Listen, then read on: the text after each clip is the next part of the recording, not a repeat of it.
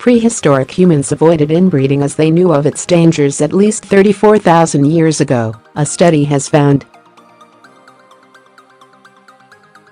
They developed surprisingly sophisticated social and mating networks and deliberately sought partners beyond their family, research suggests. The findings could explain why modern humans proved more successful than other species, such as Neanderthals, that did not avoid inbreeding. Researchers from Cambridge University and the University of Copenhagen examined genetic remains of 4 anatomically modern humans from Sunghir, an Upper Paleolithic site in Russia. The burial contains 1 adult male, 2 younger individuals, the incomplete remains of another adult as well as an array of grave goods.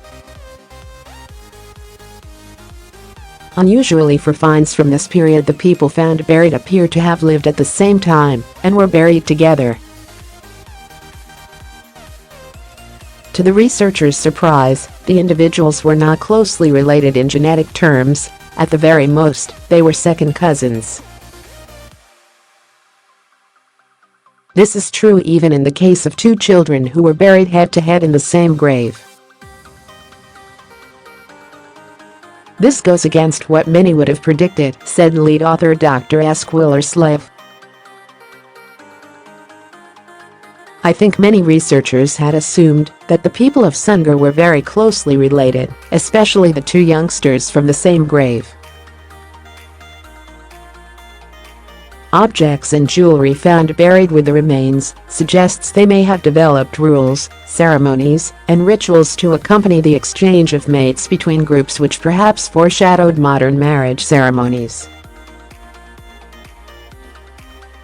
Researchers believe ornaments may have been used to establish distinctions between bands of early humans, providing a means of identifying who to mate with and who to avoid as partners. This data was compared with information from a large number of both modern and ancient human genomes. What this means is that even people in the Upper Paleolithic, who were living in tiny groups, understood the importance of avoiding inbreeding, said Dr Willerslev. The data that we have suggests that it was being purposely avoided. This means that they must have developed a system for this purpose. If small hunter-gatherer bands were mixing at random, we would see much greater evidence of inbreeding than we have here, said Dr Willerslev.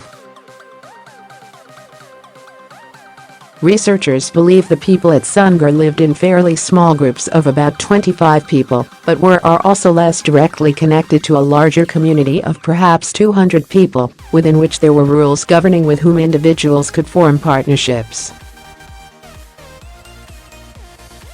The researchers suggested they may have been part of a network similar to that of modern-day hunter-gatherers, such as Aboriginal Australians and some historical Native American societies.